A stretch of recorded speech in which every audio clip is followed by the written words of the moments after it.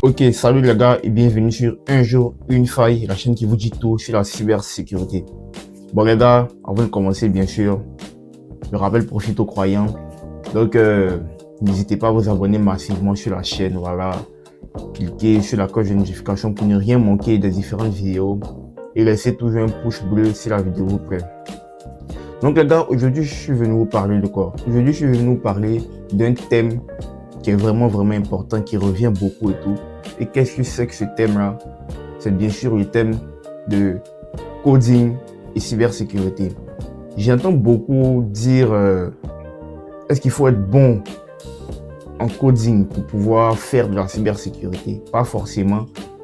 Bon, ma réponse est pas forcément, mais il faut avoir certaines bases en programmation, il faut avoir certaines bases en coding pour pouvoir faire de la cybersécurité. Pourquoi je dis ça? Parce que on sait tous que les applications d'aujourd'hui, les applications ont toujours été faites avec des lignes de code. Les failles de sécurité sont des lignes de code. Donc, pour pouvoir détecter une faille de sécurité, il faut pouvoir la comprendre, il faut pouvoir comprendre le code au moins. Donc, selon moi, pour vraiment être bon en cybersécurité, il faut avoir des bases en coding. Je vous vois déjà venir, vous dites, oh, ils vont encore parler beaucoup, c'est ça, ils vont encore parler beaucoup. Non. Je suis pas venu pour beaucoup parler. Je suis juste venu aujourd'hui, je suis venu pour illustrer mes propos. Je suis venu pour illustrer mes propos. Je suis venu pour défendre ma thèse. Voilà. Donc, pour ce faire, dans cette vidéo, on aura une situation dans laquelle on aura besoin de programmer. On aura besoin de programmer pour montrer aux gens encore sceptiques qu'il faut avoir au moins certaines bases en programmation pour pouvoir faire de la cybersécurité. Voilà.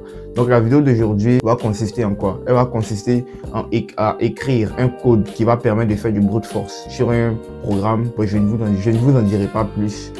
Si vous voulez savoir, restez jusqu'à la fin de la vidéo et on y va.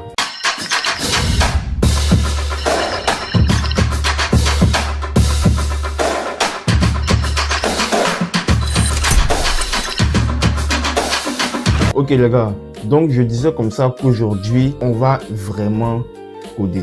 Voilà, ça sera pas du coding assez vite, assez rapide et tout ça. Je vais vraiment aller pas à pas. On aura une situation bien précise qui nous demandera des compétences en programmation. Voilà, donc je vous explique ce qu'on va faire aujourd'hui. Aujourd'hui, le thème ce sera quoi? On aura un serveur sur lequel on devra se connecter. On aura un serveur créé en C, bien sûr, sur lequel on devra se connecter. Mais le problème est que le serveur, pour pouvoir se connecter au serveur, on doit connaître l'admin, c'est-à-dire l'admin et le mot de passe. Donc pour ce faire, on va écrire un code. On va écrire un programme en C qui va nous permettre de faire du brute force, pour trouver l'admin et le mot de passe. Je tiens à préciser qu'il y a une faille de sécurité, bien sûr, dans le serveur. La faille de sécurité est que de 1, le serveur, les identifiants ne sont pas assez robustes, et de 2, le serveur accepte, et de 2, le serveur n'a pas de limite de connexion. Alors, n'a pas de limite de tentative de connexion. Donc voici les deux failles de sécurité qu'on va exploiter aujourd'hui en écrivant du code, bien sûr, pour pouvoir faire du brute force. Donc je ne vous en dis pas plus, on va se retrouver sur ma machine pour faire cet exercice-là. Pour vous montrer aussi que la cybersécurité, ce n'est pas que des outils, c'est aussi du savoir-faire, c'est aussi savoir écrire ses propres outils pour pouvoir résoudre des problèmes. Ok les gars, comme je le disais tantôt, notre but ici, c'est de se connecter à ce serveur-là. Donc on constate ici que notre serveur, il écoute sur le port 90-90 et qu'il écoute sur le port 90-90 et qu'il est connecté à cette adresse IP là. Ok, donc notre but, c'est d'écrire un code en C qui va nous permettre de nous connecter à ce serveur-là, sachant bien sûr que ce serveur-là demande des identifiants de connexion, c'est-à-dire username et password. Donc, on va écrire ce code. D'abord, on va commencer, c'est bien sûr. Ok. On va aller pas à pas. Ok. On commence par les basiques.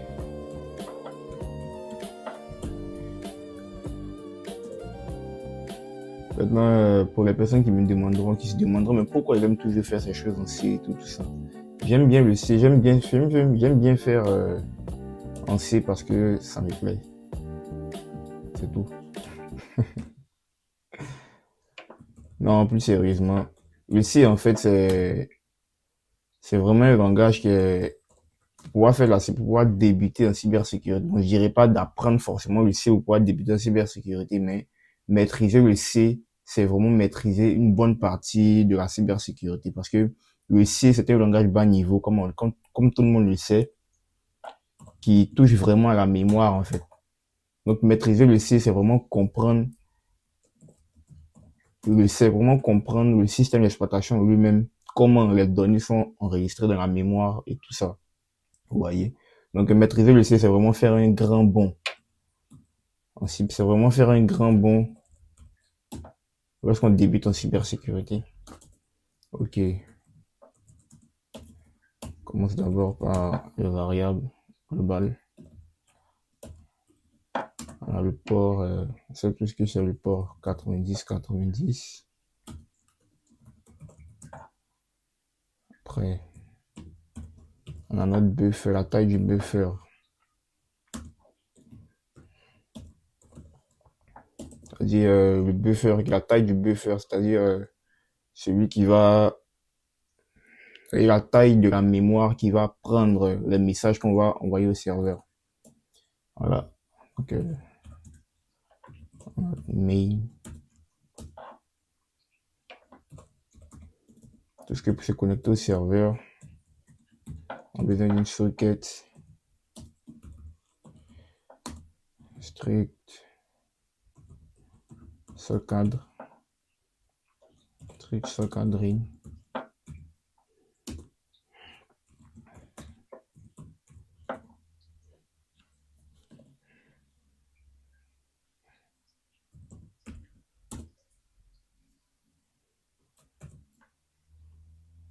Ok.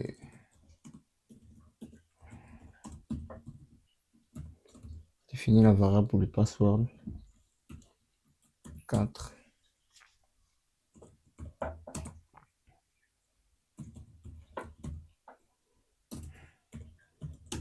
Ok. Donc là, maintenant, ça sera, puisque on doit pouvoir faire des tests qu'on puisse se connecter, qu'on puisse se connecter, à chaque fois, qu'on puisse se connecter indéfiniment. Bon, pas indéfiniment en tant que tel, je vais mettre le compteur à 999, voilà. Donc ça va tester de 0, ça va tester les chiffres de 0 à 999. Ça va tester les mots de passe de 0 à 999 et tout. Ok. Donc on aura sock,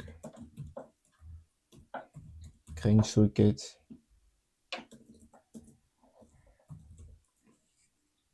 Je viens préciser que c'est une connexion TCP, donc je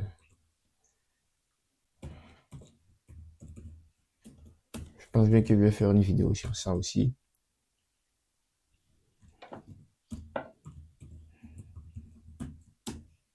Peut-être, si ça vous plaît en tout cas. N'hésitez pas à me dire en commentaire si vous voulez que je fasse une vidéo sur la connexion TCP, sur le réseau en lui-même en fait, sur comment sur comment le protocole TCP est utilisé dans le réseau et tout ça. Si ça vous intéresse, n'hésitez pas à me le dire en commentaire et tout. Donc on aura adr.sign family.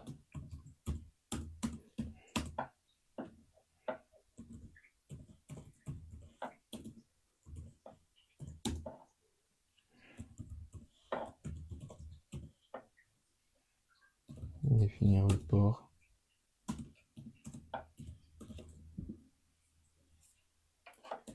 Hashtones port.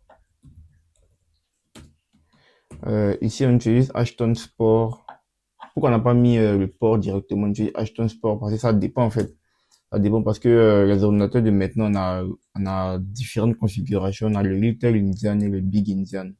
Donc, pour pouvoir vraiment être sûr, on utilise plus Ashton Sport. Voilà, comme ça, que ça soit du Big Indian ou du Little Indian, ça fonctionne. Voilà. Point sign adr. Point S, monsieur. Point sign adr. Point S.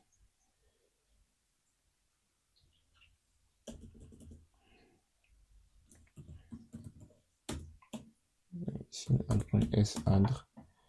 Il y a inet de l'adresse.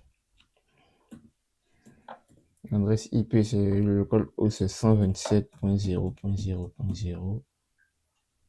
Point 1 plutôt.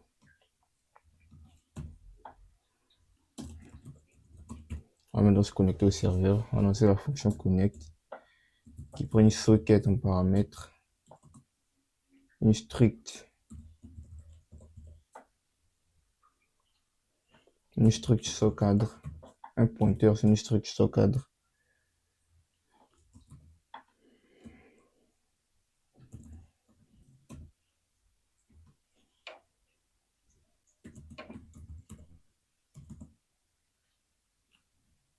Et la taille, size of, la taille de notre struct socadre.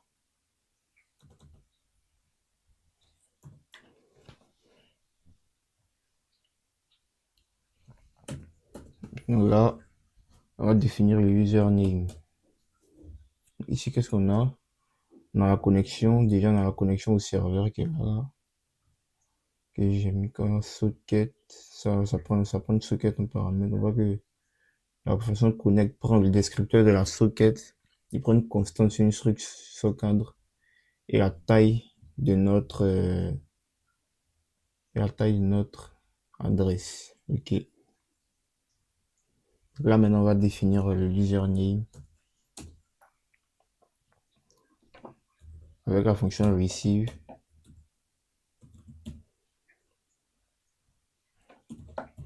Prend une socket, prend la socket en paramètre, qui prend le buffer,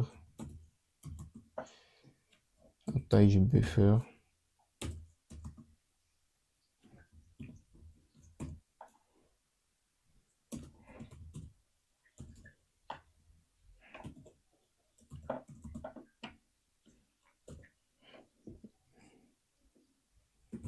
Ici on va essayer avec le username, on va essayer avec admin 6 0. Donc là on envoie au serveur le username qui est admin de taille 6. On envoie au serveur le username qui est admin de taille 6 et le flag c'est 0. Le flag par défaut c'est 0 ici. Ça c'est la partie username. Maintenant la partie password.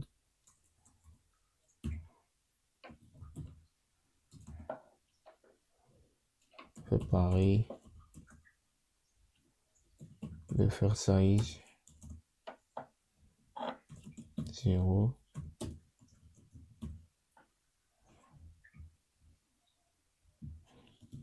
On envoie toujours dans la socket. Buffer size 0. Maintenant on va faire un snprintf.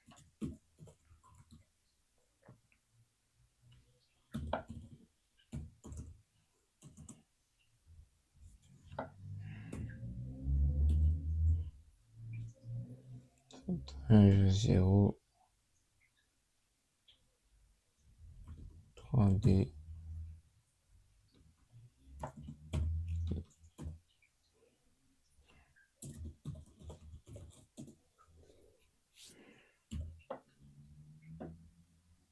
On va faire un affichage pour voir différents tests.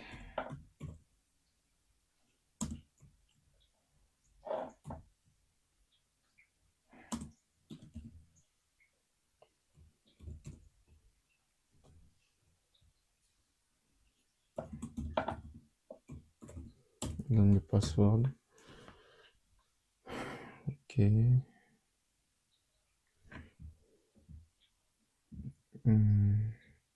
Là on a la connexion. On se connecte au serveur. On lui envoie l'admin, on lui envoie le username. Je vais mettre des commentaires. Ne pas me perdre. Ça c'est la partie username, ça c'est la partie password.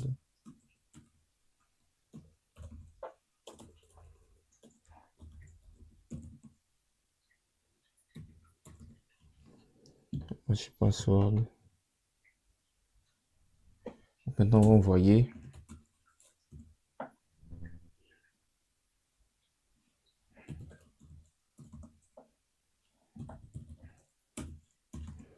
La Sage password, strlen password 0.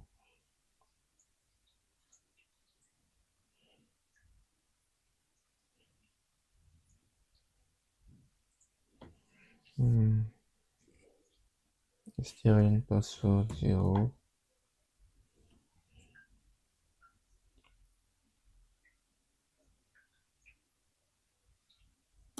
On fait send.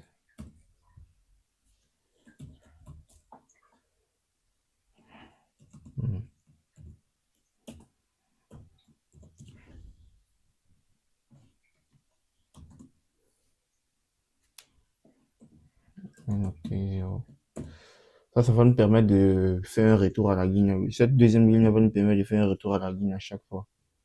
C'est-à-dire, on envoie le mot de passe, on envoie le mot de passe qu'on veut et on envoie aussi un retour à la ligne. Et on envoie aussi un caractère retour à la ligne pour pouvoir faire un retour à la ligne à chaque fois dans le serveur et tout. Tout ça, toutes ces informations, on les envoie au serveur en fait, pour que le serveur les traite. Ah. On aura une réception du serveur. Si on a réussi à se connecter au serveur, on saura faire size -1.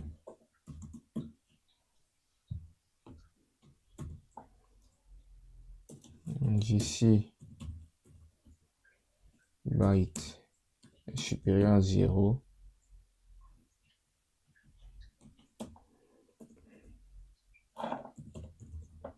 Un buffer de byte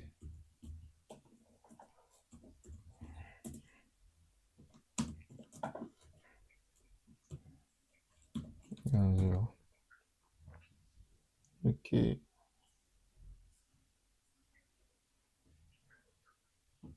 Ok, d'accord. On a aussi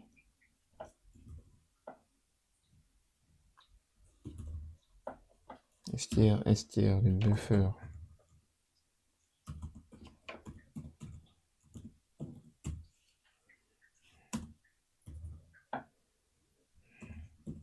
Comme ça, on va envoyer sur le serveur aussi. C'est-à-dire, on va écrire. C'est-à-dire,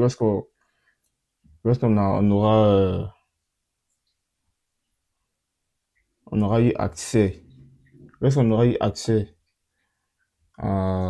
au serveur et tout, on va envoyer ça au serveur. On enverra ça au serveur. Et le serveur affichera connexion réussie. On enverra connexion réussie au serveur et ce dernier l'affichera. Ici, str. Ok, on fait ça.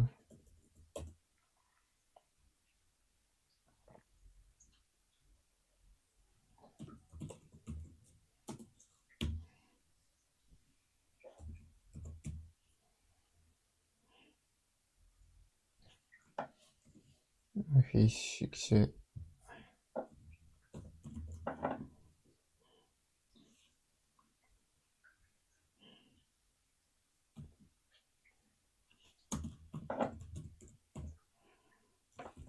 On met les identifiants qu'on a trouvés.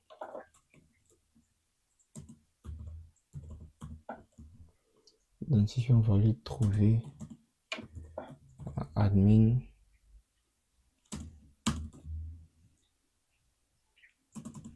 Pourcentage S.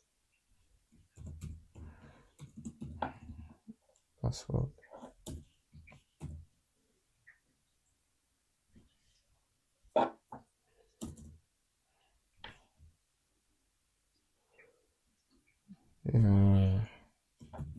On ferme la socket, c'est-à-dire on arrête la connexion. Et on sort de la boucle.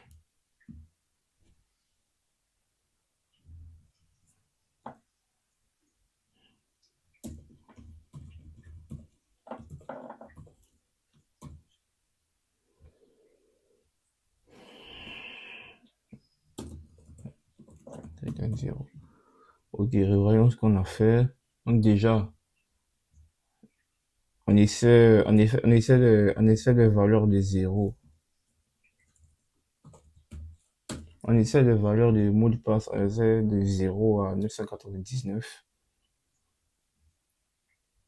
Le mot de passe, ça sera de 0 à 999. Et le username, ça sera admin. C'est le mot de passe ici qu'on va chercher. Donc, il va essayer plusieurs mots de passe pour se connecter au serveur jusqu'à ce qu'il se trouve le mot de passe. S'il trouve, lorsqu'il trouve le bon mot de passe, en fait, ici, ça illustre, le code ici illustre bien le principe du brute force. Il essaie toutes les serrures, il essaie toutes les clés possibles jusqu'à ce qu'il tombe sur la bonne clé.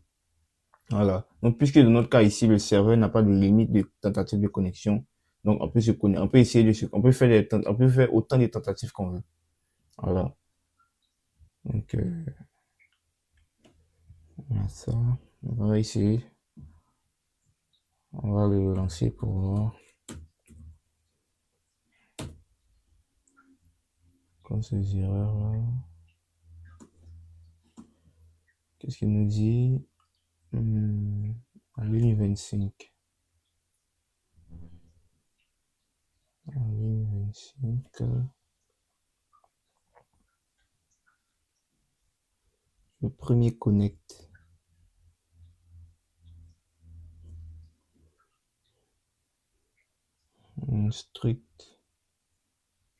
Strict sur cadre. Qu'est-ce qu'on nous dit? Socket. Ah, c'est soc. Ah. Je me suis trompé. C'est pas socket, c'est soc.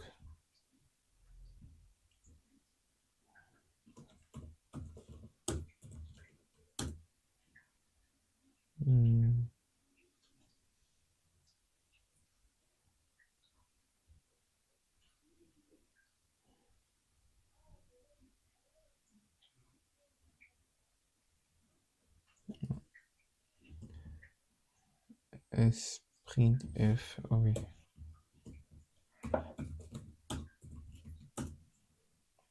Je crois qu'on est bon là. Ici on peut voir. Le serveur il est toujours connecté. Ok. C'est ce qu'on a. On a réussi. Donc voici toute la tentative de connexion voici tous les logs que le serveur a recueillis. Donc d'abord on a essayé de se connecter avec 0, 0. Vous voyez ici. Cela, le serveur montre bien toutes les tentatives de connexion qui ont été faites. Ici, on a 0, 0, 0, 0, 1, jusqu'à, on a réussi à trouver 0, 0, 0, 42. Donc, le mot de passe, c'est 0, 42. Et le username, c'est admin. Donc, on a trouvé les bons identifiants. Ok, les gars. Donc, vous voyez, on a la fin de cette vidéo. J'espère que la vidéo vous aura fait prendre conscience. Voilà, pour ceux qui ont déjà pris conscience, il n'y a pas de problème. Et pour ceux qui n'ont pas encore pris conscience que on peut allier coding et cybersécurité et qu'il faut allier coding et cybersécurité, il faut pas être un script kiddie. Parce que pour ceux qui ne savent pas ce que c'est qu'un script kiddie, le script kiddie, c'est ceux qui ne font qu'utiliser ce qui est déjà préfet. Sans comprendre même ce qui est fait, ils ne font qu'appuyer sur un bouton et tout ça. Voilà. Je dis pas que c'est mauvais. Voilà. Je ne juge personne, mais je dis que pour pouvoir vraiment exceller en cybersécurité, il faut avoir des bases solides en programmation. Comme je l'ai dit, toutes les applications d'aujourd'hui sont faites avec des lignes de code. Même ceux qui font du vibe coding, c'est du coding. Voilà, c'est fait avec des lignes de code. Si tu veux détecter des failles de sécurité dans une application, il faut comprendre le code. Voilà, donc j'espère que cette vidéo vous aura appris de nouvelles choses, vous aura fait comprendre qu'il faut allier cybersécurité et programmation. C'est indispensable, la programmation est indispensable en cybersécurité. Voilà, donc les gars, on se dit à la prochaine et surtout, restons vigilants sur le cyberespace.